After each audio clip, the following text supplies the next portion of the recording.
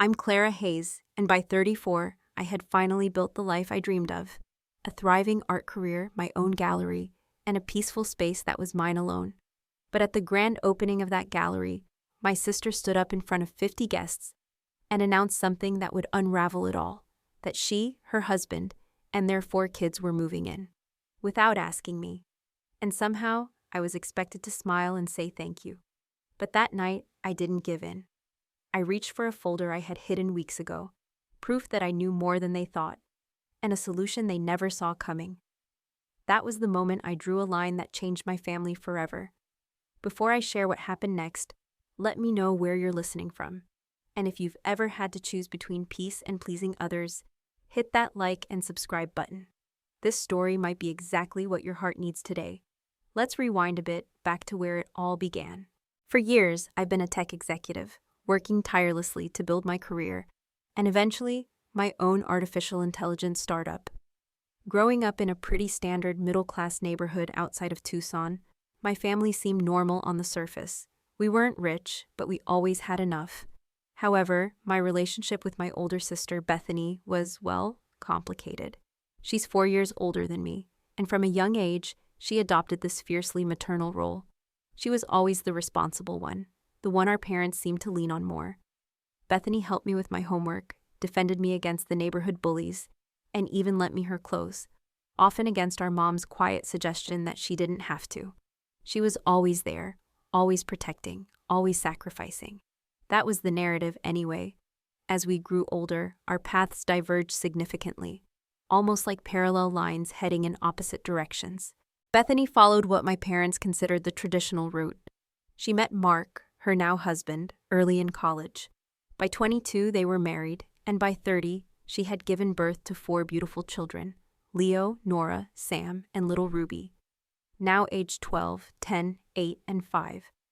Bethany dropped out of college when she got pregnant with Leo, a decision she sometimes framed as a loving sacrifice for her family. Mark worked in residential real estate development. They weren't poor, certainly, but supporting 4 children in a rapidly shifting economy wasn't easy, especially when Mark's projects started hitting roadblocks. I, on the other hand, chose a completely different path. I focused intensely on my education. I earned a full scholarship to Caltech, pursuing computer science with a single-minded determination. While Bethany was changing diapers and navigating playdates, I was interning at cutting-edge tech startups, often pulling all-nighters. When she was decorating her modest 4-bedroom suburban home, I was accepting my first executive position at a promising software company. My career progression wasn't handed to me. It was something I worked extraordinarily hard for. I started as a junior developer, spending years working 80-hour weeks. I missed family gatherings to meet tight deadlines, sacrificed dating and a social life to climb the corporate ladder. By 28, I became the youngest female lead architect at a prominent tech firm. By 32, I was headhunted by a larger company with an offer I couldn't refuse, more than doubling my already substantial salary. And then, at 33, I took the leap and founded my own AI startup, which thankfully took off faster than I could have imagined. Through all those years, I lived modestly. I had a nice but small apartment in the city, drove a practical car, and invested most of my earnings.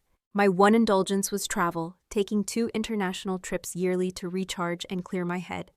All the while, I was saving for something special, something that represented success on my own terms.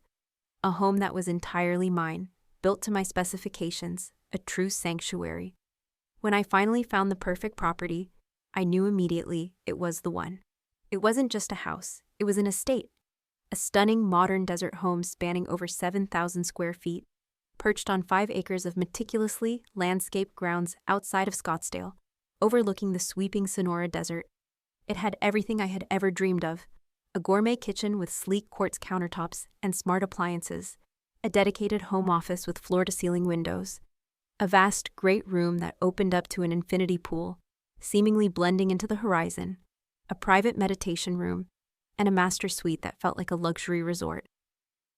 The $3.5 million price tag was substantial, but I had saved diligently, invested wisely, and my company's recent IPO had sealed the deal. I could afford it without stretching myself financially thin. When I signed those closing papers, I felt a sense of accomplishment that was indescribable. This house represented every late night, every missed holiday, every sacrifice I had made to get here. It was proof that I had built something tangible, something beautiful, entirely on my own. I had plans for each room in the house. The master bedroom, with its spa-like bathroom and private patio, was my sanctuary. One bedroom would be my expansive home office, allowing me to work remotely when needed, with a direct fiber optic connection. Another would be a dedicated guest suite for when friends and a few close colleagues visited. The fourth bedroom, tucked away with its own view of the saguaros, was earmarked as a soundproofed home cinema. The fifth, a smaller space near the kitchen, I envisioned as a cozy library or perhaps a specialized art studio for my occasional dabbling in abstract painting. And then there was Milo, my elegant ragdoll cat, who had been my quiet companion through the lonely years of intense work. His favorite sunbeam fell perfectly across a spot in the living room, and I'd even designed a sleek, built-in climbing wall for him in the corner of the great room.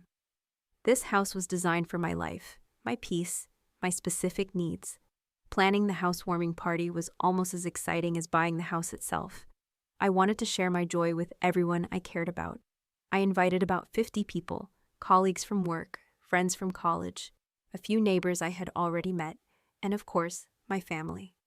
My parents, now in their early 60s, seemed proud but somewhat reserved about my purchase. "It's an awful lot of house for just one person, Clara," my mother commented when I first showed her pictures, her eyes lingering on the empty spaces in the digital tour, but I brushed it off as generational differences, a reflection of their own more modest lives. Bethany and her family were, of course, invited. When I called to tell her about the house, her congratulations seemed genuine, though somewhat subdued. "That's great, Clara. We'd love to see it," she said. I noticed she didn't ask many questions about the house itself, which struck me as odd, given how much she usually loved discussing home decor and renovations. She used to devour interior design magazines. I dismissed it as her being busy with the kids, or perhaps just not being as interested in modern aesthetics as I was. In the weeks leading up to the party, I spent every spare moment making the house perfect. I hired a renowned interior designer to help furnish the main spaces, though I deliberately left several rooms minimally furnished until I decided exactly how I wanted them to evolve. I ordered catering from an upscale local restaurant known for its farm-to-table cuisine, bought premium wines and artisan beers, and even hired a professional bartender for the evening. Every detail was meticulously planned, down to the custom lighting settings for each room and the perfect ambient music playlists. The morning of the housewarming, I woke up at 5 a.m., too excited to sleep any longer. Even though I had hired a cleaning service the day before, I still found myself going through each room, adjusting pillows on the custom-made sofas, straightening the minimalist art on the walls, and making sure everything was absolutely pristine. Milo, my ragdoll, wandered through the quiet house, occasionally rubbing against my legs, his purr a comforting rumble. The caterers were scheduled to arrive at 2 p.m., and guests would start showing up at 4 p.m. By noon, the striking floral arrangements, sculptural desert plants mixed with delicate white orchids, had been delivered and placed strategically throughout the house. The bartender called to confirm the alcohol delivery had arrived. The rental company dropped off additional seating and sleek serving platters. At 1:30 p.m., my mother arrived, an hour and a half earlier than I had asked her to come. "I thought you might need help, sweetie," she said, though I genuinely had everything under control. As I gave her a tour of the fully furnished main rooms, I noticed her eyes lingering on the empty spaces. "What are you going to do with all these bedrooms, Clara?" she asked, standing in the doorway of what would eventually be my home cinema, currently containing only a few comfortable beanbags and a large projection screen. "I have plans for each one," I explained patiently. "This will be my home cinema, that one's my art studio, and the large one at the end of the hall is for guests." She nodded absently, her gaze still fixed on the open spaces. "It just seems like a lot of wasted space for one person. Your sister could really use this much room with the children growing up." I quickly changed the subject, asking her to help arrange the serving platters in the kitchen while the caterers began setting up. I was used to these subtle comparisons, these gentle nudges toward a more family-oriented life, and had learned to let them roll off my back. By 4 p.m., the first guests began to arrive. My colleague David and his partner brought a beautiful succulent arrangement as a gift. My college roommate Sarah flew in from Seattle, marveling at the sweeping views from the infinity pool deck. "You've done so well for yourself, Clara," she said, giving me a tight hug, her eyes reflecting genuine pride. More guests filtered in over the next hour. My father arrived, giving me a proud smile and a rare, almost awkward hug. "The house is spectacular, sweetheart," he said simply, before heading to the outdoor bar for a scotch. Neighbors I had met briefly during the moving process came bearing bottles of local wine and small housewarming gifts. By 6:00 p.m., the house was buzzing with conversation and laughter. The caterers circulated with trays of gourmet appetizers. The bartender was busy mixing bespoke cocktails, and everyone seemed to be having a wonderful time. I had just finished showing a group of friends the home office and the breathtaking desert views from its windows when I checked my watch, realizing Bethany and her family still hadn't arrived. I texted her, "Everything okay? Party started an hour ago." Her response came quickly. "Running late. Mark had to finish something for work. Be there soon." At 6:45 p.m., just as I was considering starting dinner without them, the smart doorbell chimed. I opened it to find Bethany, Mark, and their 4 children on my doorstep. Bethany looked stressed, her usually neat hair hastily pulled back, wearing a dress that seemed thrown on at the last minute. Mark stood behind her with a tight, almost strained smile, holding a gift bag that looked like it had been wrestled with. The children, by contrast, were bursting with energy. "Sorry we're late," Bethany said, giving me a quick, almost perfunctory hug. The kids were excited and took forever to get ready. "Aunt Clara, your house is like a palace," exclaimed 10-year-old Nora, pushing past me into the vast foyer, her voice echoing off the high ceilings. "Kids, remember what we talked about. No running in Aunt Clara's house," Mark called after them, but Leo, Sam, and Ruby were already following their sister, their excited voices reverberating through the entryway. Milo, who usually greeted guests with a cautious sniff, darted under a console table, clearly overwhelmed by the sudden eruption of juvenile energy. I led Bethany and Mark to the backyard, where most of the guests were gathered, enjoying the cooling evening air and the soft glow of the landscape lighting. Bethany seemed distracted, her eyes darting around, taking in every detail of the house, even from a distance. Mark made polite conversation with my colleagues, but I noticed he kept glancing at Bethany with a concerned, almost resigned expression. "Would you like a tour?" I offered, trying to keep my voice light.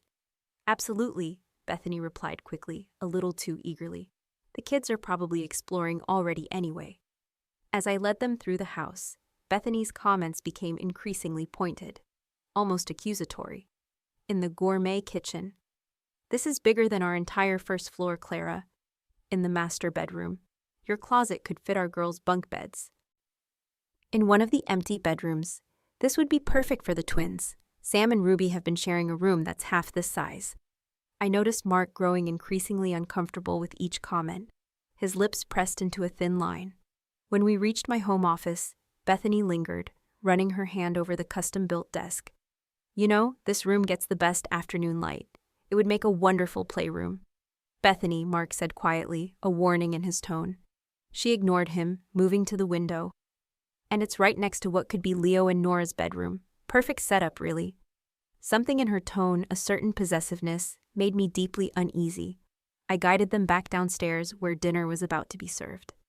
The caterers had set up an elegant buffet in the dining room, and guests were beginning to fill their plates.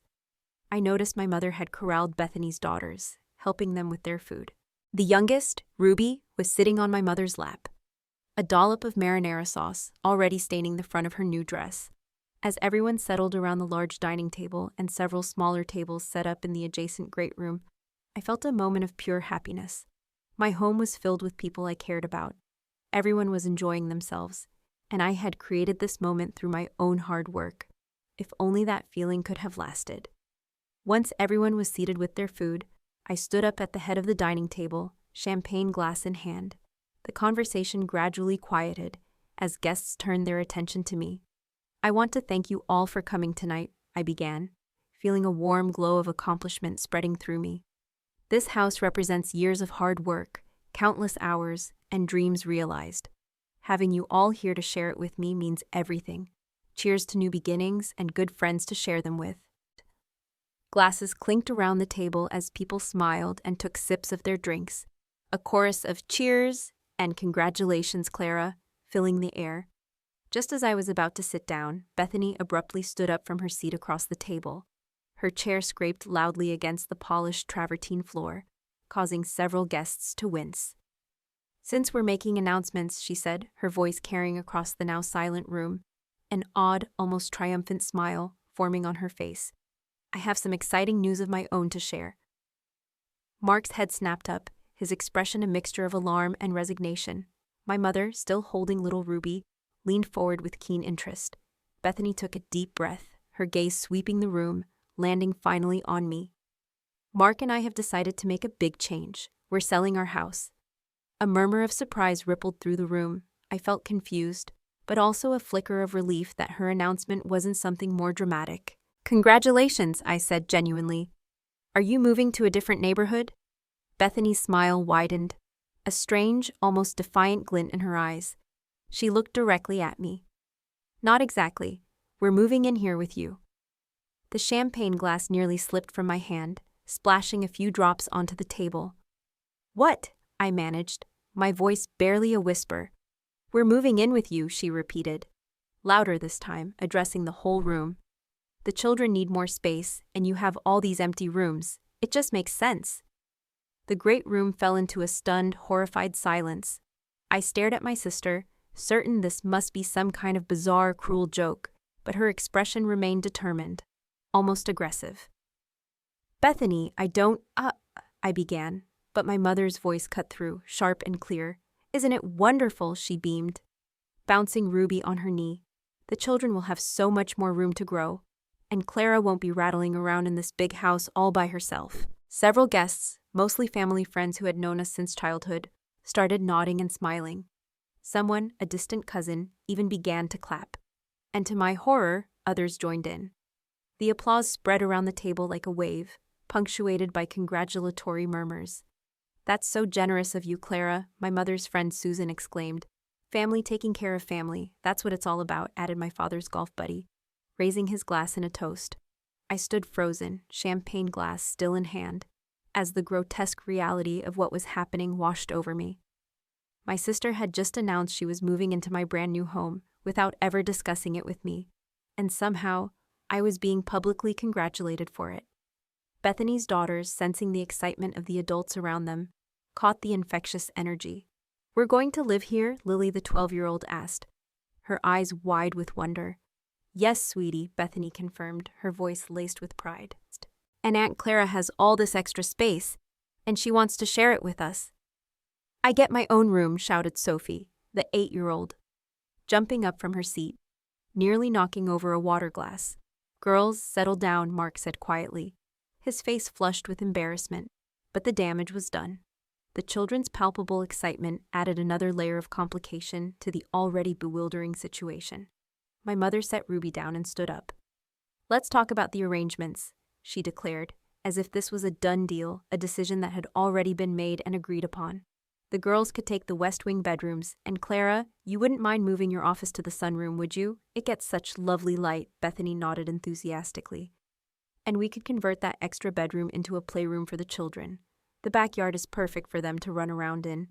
And of course, they'll love the pool in summer." I finally found my voice, a tremor in it despite my effort to stay calm. Just wait a minute. We haven't discussed any of this." But Bethany continued as if she hadn't heard me, already pulling out her phone. "We'll need to rearrange some of the furniture, of course. That glass coffee table is much too formal for children, and we'll need child-proof locks on the cabinets in the kitchen." My pristine, custom-designed kitchen, my elegant living room furniture. My blood ran cold. Guests were beginning to look profoundly uncomfortable, glancing between Bethany and me with uncertain expressions. My colleague David caught my eye from across the room, raising his eyebrows in a silent question. I had no answer for him. "Bethany," I tried again, my voice stronger this time, laced with indignation. "This is the first I'm hearing about any of this." "Oh, don't be so dramatic, Clara," my mother interjected, her tone dismissive. "We've all known this house is too big for just you. It makes perfect sense for Bethany and her family to move in. The children need the space much more than you do." Bethany, meanwhile, was already scrolling through her phone. "I've actually been looking at some bunk beds for the girls' room. What do you think of these?" She held up her screen, showing a Pinterest page filled with colorful children's bedroom furniture. Mark cleared his throat. "Maybe we should discuss this privately," he suggested, looking increasingly uncomfortable, almost desperate. "There's nothing to discuss," my mother declared, her voice ringing with finality. "Family helps family. That's how we raised you girls." The festive party atmosphere had completely evaporated. Some guests were engaged in awkward small talk, while others were clearly eavesdropping on our unfolding family drama. Milo, sensing the tension, had disappeared entirely. "Let me show you which bedroom I want," Nora announced, grabbing her younger sister Ruby's hand and pulling her toward the stairs. "Girls, wait," I called after them.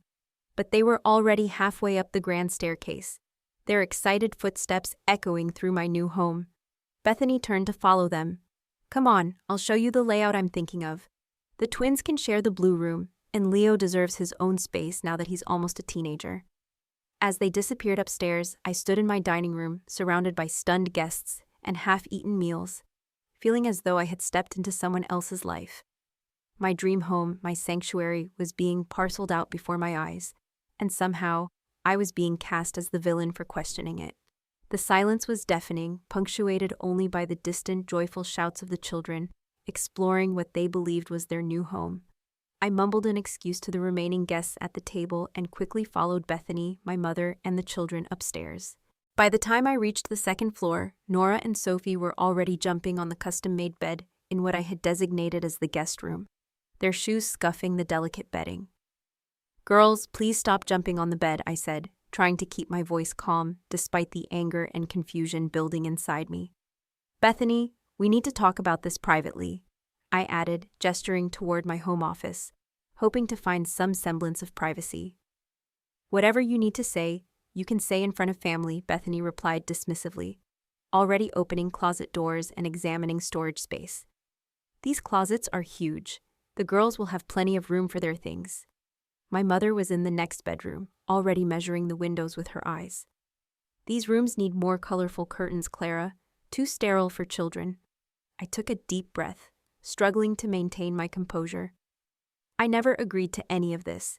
This is my house, and I just moved in myself."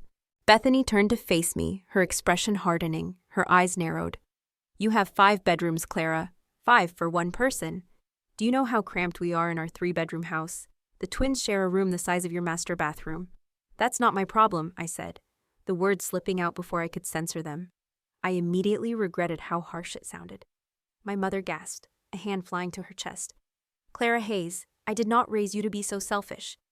"It's not selfish to want to live in my own house by myself," I defended, my voice rising in frustration. "I worked hard for this. I saved for years, and we haven't—" Bethany's voice rose, cutting me off. "Mark works 60 hours a week. I juggle 4 kids and a part-time job. But we're drowning, Clara. We are absolutely drowning." For the first time, I truly noticed the dark circles under my sister's eyes, the deep lines etched around her mouth, the palpable strain in her voice. Something was seriously wrong. "What's going on?" I asked, lowering my voice, my anger momentarily replaced by a flicker of concern. "Why are you really selling your house?" Bethany's composure cracked slightly. Her eyes welled up. "We're underwater on the mortgage. The housing market crashed in our neighborhood after that new industrial park opened nearby. We owe more than it's worth, and the bank is threatening foreclosure." This was news to me, shocking, devastating news. "Why didn't you tell me you were having financial problems?" I demanded, genuinely bewildered. "Because you never ask," Bethany exploded, tears streaming down her face. "You're so wrapped up in your perfect life and your career. When was the last time you asked about our finances, or offered to help with the kids, or did anything that wasn't about your success?" Her words stung because there was some truth to them. I had been so intensely focused on my own path, perhaps at the expense of staying connected to my sister's day-to-day struggles. But that didn't justify this. "That doesn't mean I agreed to have you move in," I countered, my anger resurfacing. "This is something we should have discussed privately, not announced at my housewarming party." My mother stepped between us, her arms outstretched, trying to mediate. "Clara, when I was growing up, family took care of family without question. Your grandmother lived with us for 15 years. Your uncle stayed with us when he lost his job. That's what we do." Times were different then, I argued, shaking my head. And those arrangements were discussed beforehand, Mom, not sprung on someone during a party. We did try to discuss it, Bethany said, wiping her eyes with the back of her hand. I called you 3 times last week, Clara, but you were too busy with work and moving to talk for more than 5 minutes. She wasn't wrong. I had been distracted, rushing her off the phone to deal with contractors, utility hookups, and furniture deliveries. But this was monumental. Footsteps on the stairs announced Mark's arrival. He looked utterly miserable and uncomfortable as he entered the room, his eyes scanning our tear-streaked faces. "Everything okay up here?" he asked, though it was obvious things were far from okay. "Did you know about this plan?" I asked him directly, my gaze fixed on his. Mark hesitated, glancing nervously at Bethany. "We discussed the possibility," he admitted quietly, "but I thought we were going to ask you privately this weekend. We planned to sit down with you on Sunday."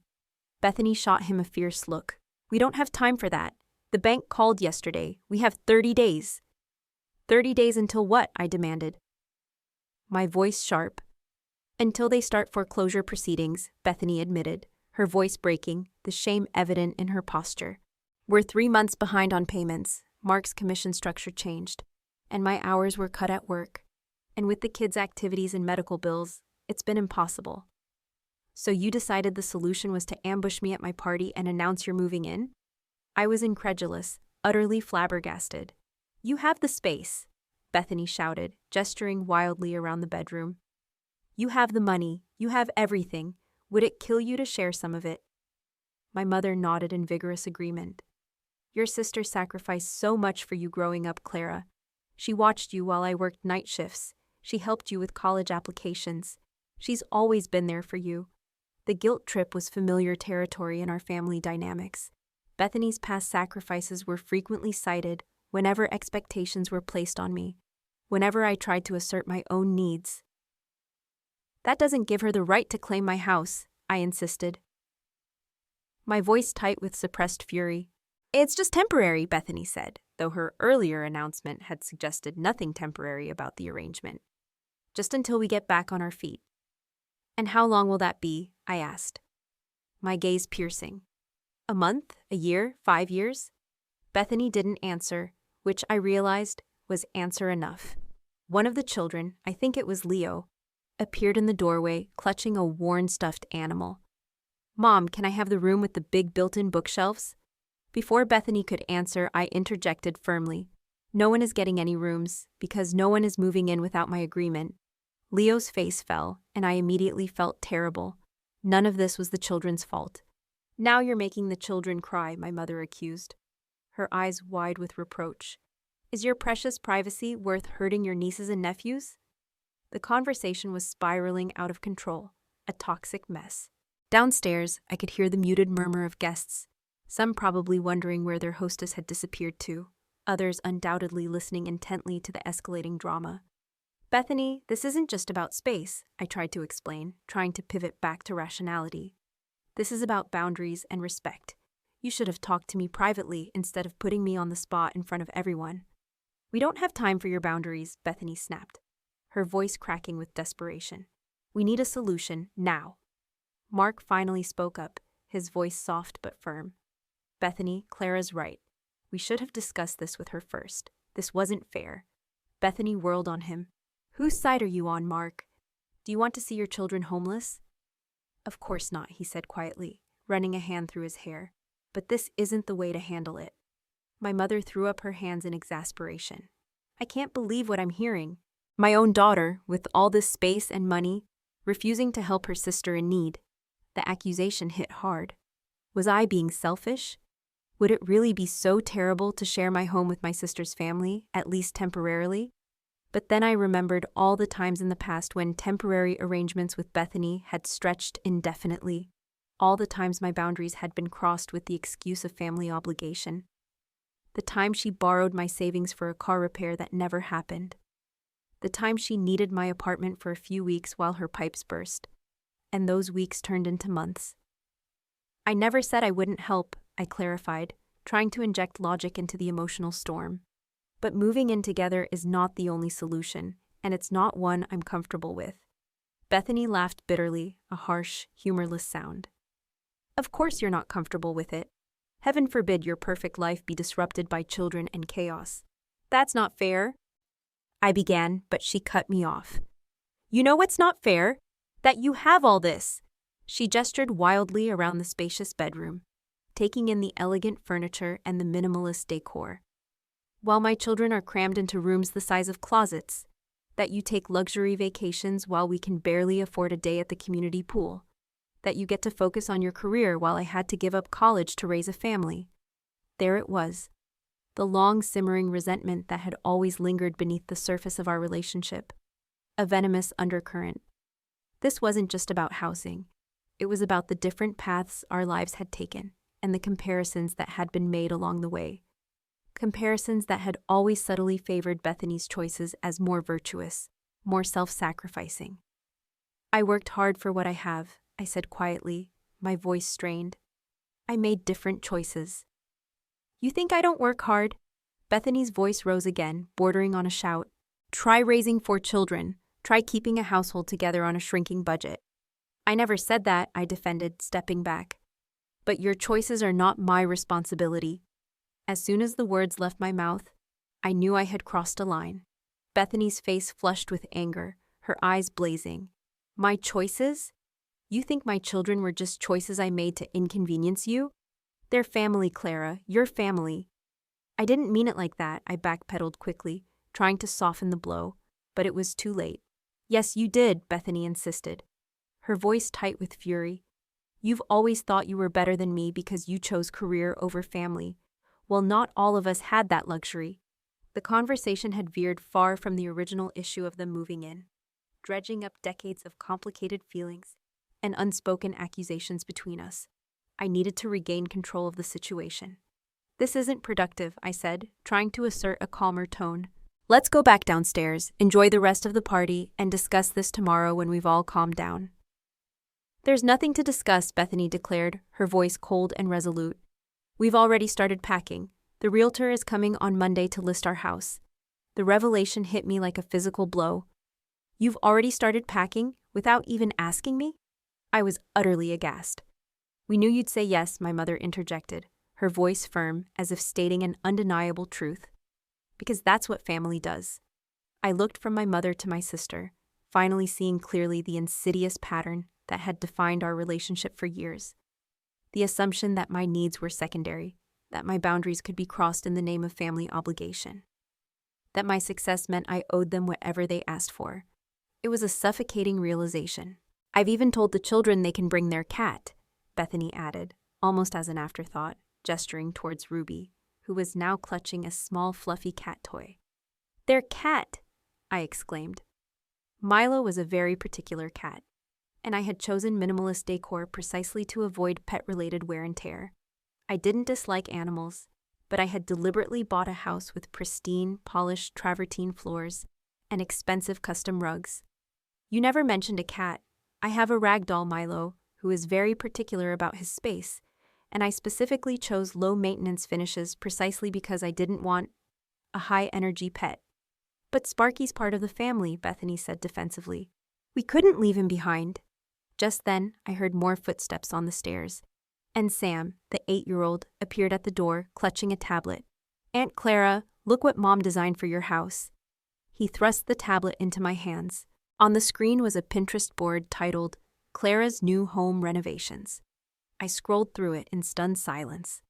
Bethany had created a detailed plan for transforming my house, sliding barn doors for the living room, bunk beds in 2 of the bedrooms, a large play area in what was currently my home office, child-friendly furniture to replace my carefully chosen custom pieces. It was an entire overhaul, mapped out, budgeted, and ready to implement. When did you make this? I asked, my voice barely audible, a cold dread settling in my stomach. I've been working on it for a few weeks, Bethany admitted, a faint blush creeping onto her cheeks, ever since we realized we couldn't keep our house. A few weeks, I repeated, my voice rising in disbelief. You've known for weeks that you were in financial trouble, that you might lose your house, and you never once picked up the phone to have an honest conversation with me about it? I tried, Clara, Bethany protested, though her conviction seemed to waver slightly. But you were always busy with work or the move. Not too busy for something this important, I insisted, my voice trembling with suppressed rage. Mark stood up, finally asserting himself. Look, this has gotten out of hand. Maybe we should go home, calm down, and discuss this tomorrow, like adults. There's nothing to discuss, my mother interjected, her voice sharp. Family helps family, end of story. It's not that simple, Mom, I said, my voice dangerously low. This is my home. I get to decide who lives in it. Bethany's face hardened again, a steely resolve returning to her eyes. So that's it? You're going to let your sister and her children become homeless because you want to preserve your perfect, pristine life? That's not what I said, I defended, my hands clenching into fists. There are other options we can explore. Like what? Bethany demanded, throwing her hands up in exasperation. We've explored every option. We've cut every expense we can. We've borrowed from Mark's parents already. We've taken on extra work. There's nowhere else to turn. You could rent a smaller place, I suggested, thinking quickly. With what money? She retorted. And our credit is shot from the late payments. No landlord will take us. I could help with a down payment on a more affordable house, I offered, trying to find a compromise. In this market, there's nothing affordable within an hour of the kids' school, Clara, and we can't uproot them from their friends and activities. Every suggestion I made was met with a reason why it wouldn't work, why it was impossible. It began to feel like Bethany had decided moving in with me was the only acceptable solution, and she wasn't willing to consider alternatives, because it was the most convenient solution for her. The breaking point came when my mother, surveying the room with a critical eye, said, We'll need to clear out some of this furniture to make room for the children's things. That glass coffee table is a hazard with children around. Something inside me snapped. This was my house, my home. Bought with my money, designed to be my sanctuary, a culmination of years of relentless effort. And they were already planning to dismantle it, to redecorate it, to reshape it to their liking, before even securing my agreement. Enough, I said, my voice quiet but firm, carrying a weight of finality that surprised even myself. Everyone needs to stop making plans for my house without my consent. It's just furniture, Clara, my mother dismissed, waving a hand. Things can be replaced. Family is what matters. It's not just about the furniture, Mom, I insisted, my voice rising again, now laced with a steely anger. It's about respect. It's about boundaries. None of you have shown either since you arrived tonight. Bethany stood up, her earlier vulnerability completely replaced by indignant fury. Boundaries? Your nieces and nephews are about to lose their home, Clara. And you're worried about boundaries? Yes, I said simply, meeting her furious gaze without flinching. Because this pattern has played out our entire lives. You decide what you need from me, ambush me with it, and make me the villain if I don't immediately agree. That ends now. That's not true, Bethany protested, but even Mark looked skeptical at that denial, his eyes darting between us. It is true, I continued, my voice steady, though my heart pounded. And I've allowed it because it was easier than standing up for myself. But not this time.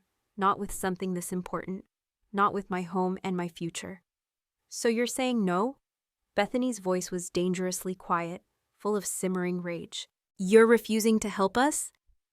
I'm saying I won't be manipulated into a living arrangement I never agreed to, I clarified, taking a step closer to her. I'm saying I deserve to be consulted about decisions that affect my life and my home. Your home, Bethany repeated bitterly, her eyes blazing. That's all you care about, isn't it? Your precious home and your precious privacy. That's not fair, I began, but she cut me off. What's not fair is that my children might be homeless while their aunt has 4 empty bedrooms in her mansion. The accusation hung in the air between us, thick with resentment. I looked from Bethany's angry face to my mother's disappointed one, to Mark's uncomfortable expression, to the confused faces of the children hovering anxiously in the doorway. In that moment, I realized this was about more than just a housing arrangement. It was about standing up for myself, perhaps for the first time in my adult relationship with my family. It was about breaking a pattern that had defined us for decades, a pattern of me giving in to maintain a false peace. I took a deep breath, steeling myself for what I needed to do next. I think you should all go downstairs and rejoin the party, I said calmly. My voice regaining its composure. I need a moment alone. Running away from the problem won't solve anything, Clara, my mother chided. Stepping forward. I'm not running away, I assured her, my eyes fixed on Bethany's. I'll be down in a minute. I just need to get something for my office. They filed out reluctantly, Bethany herding her daughters ahead of her. As they descended the stairs, I could hear my mother already making strained excuses to the guests for the extended absence of the hostess. Alone in the hallway, the silence felt heavy, a stark contrast to the chaos of moments before. I leaned against the wall and closed my eyes, gathering my strength for what would come next. My heart pounded, but a new kind of resolve settled over me. Then I walked purposefully to my home office and opened the bottom drawer of my custom-built desk. I took a moment alone in my office to collect myself, staring out the vast windows at the manicured backyard and the endless desert expanse I had been so excited to show off to my guests just hours earlier. The party downstairs had resumed, a muted version of itself. I could hear occasional strained laughter and the clink of glasses, but the earlier festive atmosphere had evaporated, replaced by a tense undercurrent. In the bottom drawer of my desk, beneath some folders filled with AI startup blueprints, was a sleek leather portfolio I had placed there just a week ago. I pulled it out, ran my fingers over the embossed surface, and took a deep breath. This was not how I had planned to handle things, not at all. My intention had been private, compassionate, and carefully structured. But Bethany's ambush had forced my hand. I tucked the portfolio under my arm and headed downstairs, straightening my shoulders and lifting my chin. This was my house, I reminded myself. My life, my decision.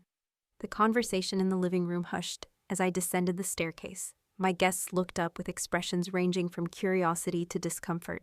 Clearly, word of the upstairs drama had spread like wildfire. Bethany sat rigidly on the couch, still looking tearful, but her defiance was palpable. She was surrounded by her children, who seemed to be trying to look inconspicuous. My mother perched beside her, patting her hand sympathetically, sending me reproachful glances.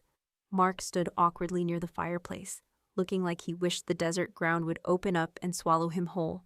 I walked to the center of the room, setting the portfolio on the glass coffee table, the very one my mother had just deemed a hazard. I waited for complete silence. I want to thank everyone for their patience, I began, addressing the entire group, my voice calm and clear, though an undertone of steel was unmistakable.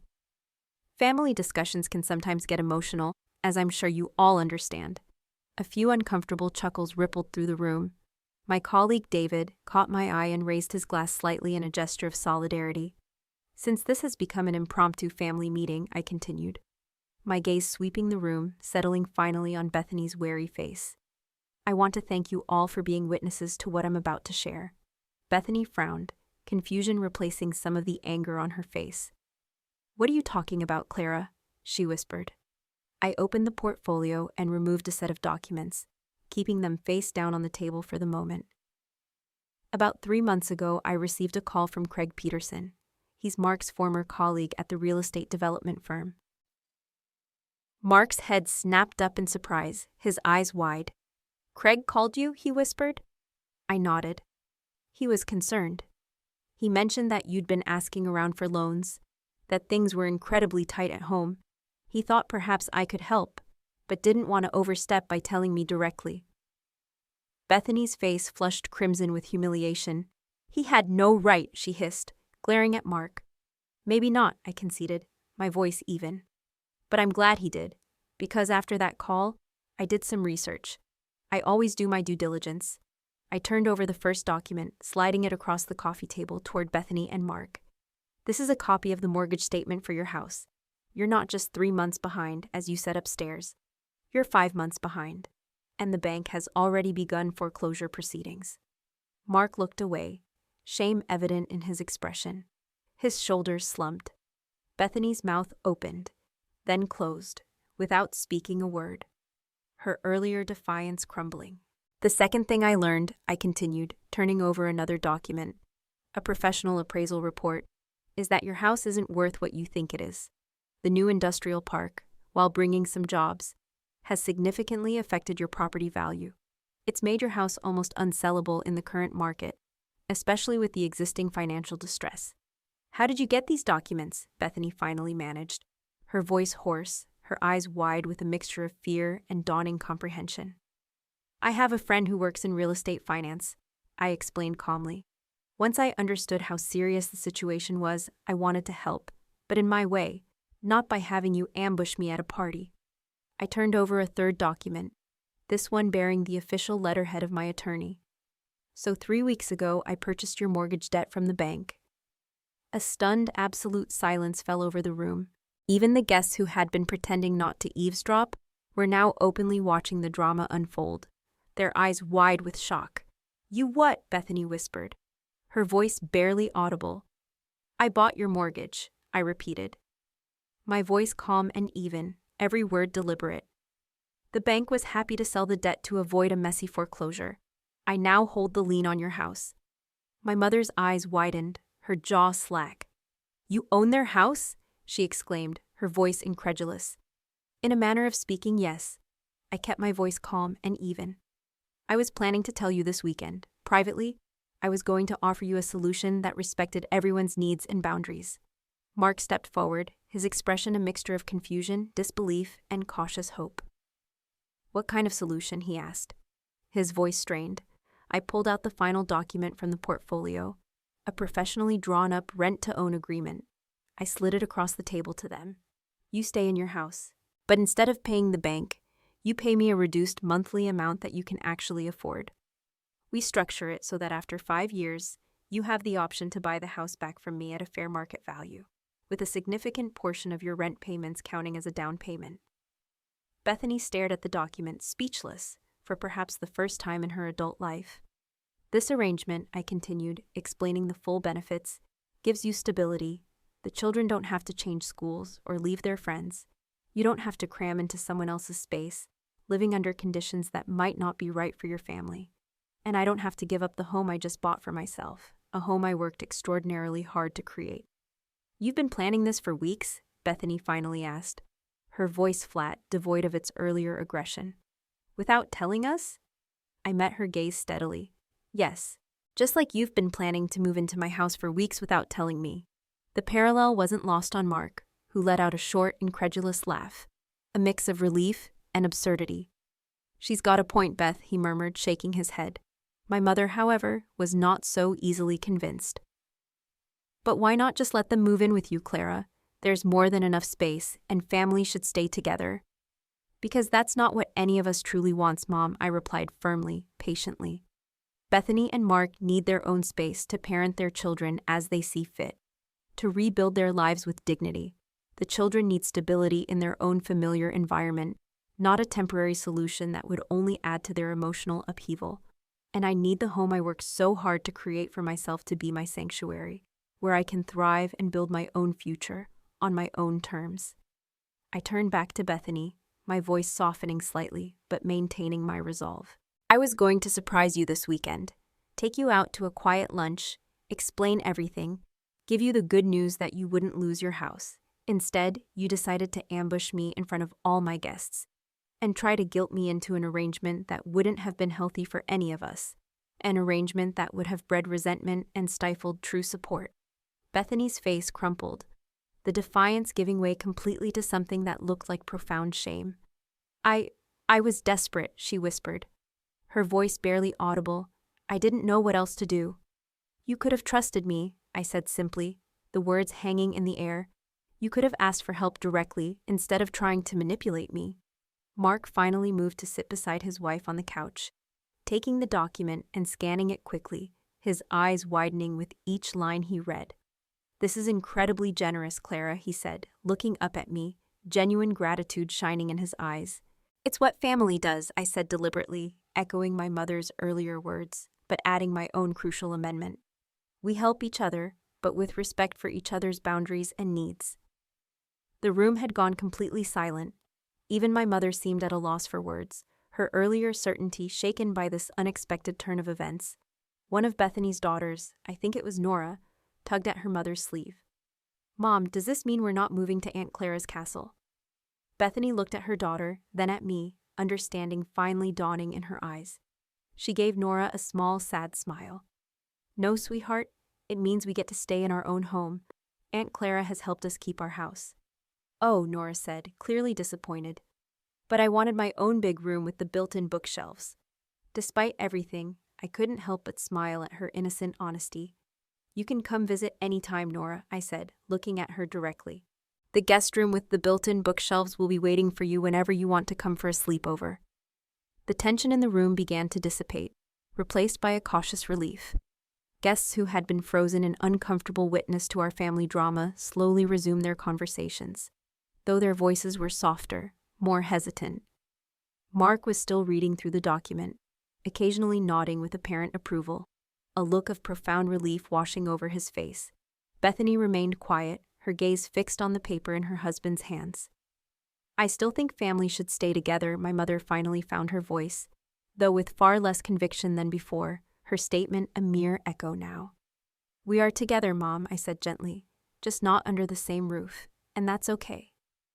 As Bethany returned to Mark's side to discuss the documents in hushed tones, my guests began to approach me. Some offered congratulations on my beautiful new home, their eyes reflecting a newfound respect.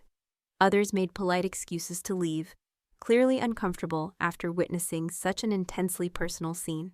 I thanked them all graciously, doing my best to salvage what remained of my housewarming party. David, my colleague, was one of the last to leave. That was quite a power move, Clara, he commented, as I walked him to the door, a slight smirk on his face. It wasn't meant to be a power move, I admitted, a sigh escaping me. I just wanted to help, on my terms, not theirs. He nodded thoughtfully. Sometimes, standing your ground is the kindest thing you can do for everyone involved. It forces new, healthier dynamics. As I closed the door behind the last guest, the silence of my home enveloped me. I turned to face my family, still gathered in my living room. The house that had been full of laughter and conversation just hours ago now felt cavernous and quiet. But it was still mine, and for the first time in our adult relationship, I felt that Bethany truly saw me, not just as her little sister who owed her, but as an equal, worthy of respect, worthy of boundaries. The road ahead wouldn't be easy. Years of established patterns couldn't be broken in a single evening, or even a single dramatic confrontation. But as I looked at the documents still resting on the coffee table, I felt something I hadn't expected. Hope. Hope that maybe, just maybe, we could build something healthier than what we'd had before. After the last guest departed, I found myself alone in my new home, the remnants of the party scattered around me like evidence of a life interrupted. Half-empty wine glasses on side tables, napkins crumpled beside plates of partially eaten food, a forgotten scarf draped over a chair back. The caterers had packed up and left, and my family had gone home to digest everything that had happened. I moved through the room slowly, straightening cushions and gathering glasses, not yet ready to go to bed despite the emotional exhaustion. My mind kept replaying the events of the evening, wondering if I had handled things the right way. Had I been too harsh, too cold? The guilt, that familiar companion, began to creep in. The next morning, I woke to a text from Bethany. Can we talk? Just the two of us? We met at a quiet cafe halfway between our homes the following afternoon. Bethany looked tired, but calmer than she had been at the party. Her eyes, though still a little red, were clear. I want to apologize, Clara, she said after we had ordered coffee, her voice subdued. I shouldn't have ambushed you like that. It was manipulative and unfair. I was desperate, but that's no excuse. Her apology surprised me. In our family, apologizing had never come easily, especially for Bethany. Thank you for saying that, Beth, I replied, my voice softer than I'd intended. I'm sorry, too, for springing my solution on you in front of everyone. That wasn't fair either. She shook her head, a small, wry smile on her face. No, you were backed into a corner. I gave you no choice. You responded the only way you could. We sat in silence for a moment, the weight of decades of complicated feelings between us, palpable yet strangely quieter. Mark and I talked about your offer all night, Bethany finally said, breaking the silence. We want to accept it. It's more than generous, and it gives us a chance to get back on our feet without uprooting the kids. It's a lifeline, Clara. Thank you. Relief washed over me, a profound, calming wave. I'm glad, Beth, I said genuinely. I really do want to help you, just not by sacrificing the independence I've worked so hard for, not by losing the sanctuary I've built. I understand that now, she admitted, looking down at her hands. I think I've been jealous. Jealous of your freedom, your success. It's easier to label you as selfish than to acknowledge my own resentment, my own struggles with the choices I made. Her honesty was refreshing, a surprising vulnerability that opened a door to a level of communication we'd never had before. And I've probably been insensitive to your struggles, I acknowledged, feeling a pang of regret. Focused on my career to the exclusion of everything else, I didn't see how much you were truly hurting. We've both made choices, Clara, Bethany said, echoing my words from the night before, but this time without the defensiveness, without the accusation. Different choices, but neither better nor worse than the other. Over the next few weeks, we formalized the arrangement with my attorney. The terms were fair. They would pay what they could afford now, with a gradual increase as Mark's work situation improved. After 5 years, they would have the option to buy the house back, with a significant portion of their payments counting toward equity. It was a solid plan, a bridge to their financial recovery. My mother was the hardest to win over. She still clung to the belief that families should live together, share resources without question. In my day, we didn't need all these legal documents and boundaries, she complained during a family dinner a few weeks later. Times change, Mom, I said gently, patiently. This arrangement gives everyone what they need: dignity, independence, and security. It's helping them stand on their own 2 feet, not just giving them a handout. Slowly, reluctantly, she came to accept that this was how it would be, especially when she saw how Bethany and Mark's relationship improved once the immediate financial pressure was lifted. The arguments ceased, the tension eased. I began therapy around this time, working through the complex feelings of guilt and obligation that had shaped so much of my relationship with my family. My therapist helped me see that establishing boundaries wasn't selfish. It was necessary for healthy relationships. You can love someone deeply and still need your own space, she reminded me during one session. Boundaries aren't walls, Clara. They're bridges that allow us to connect safely, respectfully. 3 months after the disastrous housewarming, I invited Bethany and her family for dinner at my home. This time, the visit was relaxed, without ulterior motives or hidden agendas. The children explored the house with my permission, their energy channeled into wonder rather than chaos. And yes, they even got to swim in the infinity pool, their laughter echoing happily across the desert landscape. Your aunt's house is pretty cool, huh? I overheard Mark saying quietly to Nora as they looked out at the backyard. Yeah, she agreed, splashing in the pool. But I like our house too. I have all my friends there. Their simple exchange confirmed what I had believed all along, that what the children really needed wasn't more square footage, but stability and security in the home they already loved, a home that was truly theirs. Bethany and I developed a new tradition: monthly sister dinners, just the 2 of us, alternating between our homes. During these dinners, we talked openly about things we'd never discussed before: our hopes, our fears, our regrets, and our dreams. I learned about her struggles with motherhood, the isolation she sometimes felt, her abandoned aspirations for a career in interior design. She learned about my loneliness sometimes, my questions about whether I'd focused too much on career at the expense of building a family of my own. It's never too late, she told me during one such dinner 6 months after the housewarming, a genuine smile on her face. Look at us, rebuilding our relationship after years of miscommunication and unspoken resentments. Some things are worth the wait. The relationship with my nieces and nephews blossomed in unexpected ways. With the pressure off, I found I genuinely enjoyed spending time with them. Leo, with his burgeoning interest in coding, often came over to my home office to work on small projects with me. Nora, the athlete of the family, loved swimming in my pool and challenging me to races. Sam and Ruby simply enjoyed the vast open spaces of the backyard, occasionally bringing their cat, Sparky, for supervised playdates with Milo, who surprisingly tolerated the smaller, more energetic furball. I became the aunt I had always wanted to be, not burdened by obligation, but connected through genuine affection and shared interests. As for my dream home, it remained my sanctuary, but I learned to share it in ways that felt good to me, ways that respected my boundaries while fostering connection. I hosted family dinners once a month, a relaxed, joyful affair. I invited the children for occasional sleepovers in the guest room with the built-in bookshelves that had so captivated Nora. I even adopted a second cat, a playful tabby named Luna. deciding that perhaps my pristine home could benefit from a little bit of happy chaos after all. A year after the fateful housewarming party, we gathered again in my home. A much smaller group this time, just family.